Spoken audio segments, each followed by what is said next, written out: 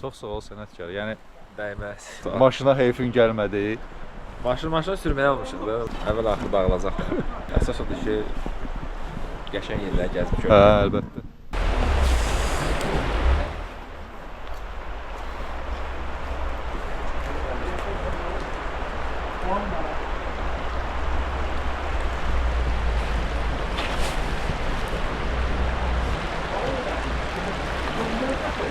Hələ biz buraya Biz elə buranı fikirləşib gəlmişdik ki, burada qalaq.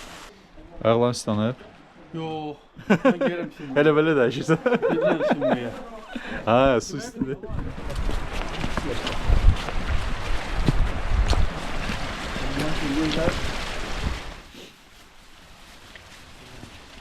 Çox ağır götürmə. Ver mənə.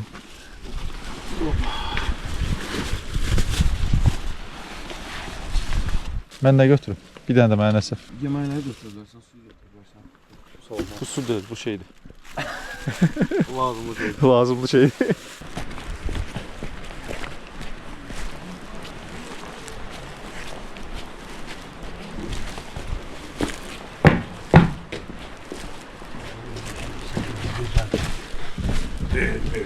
Qəşəng. Zaten isti ortağa. Ha.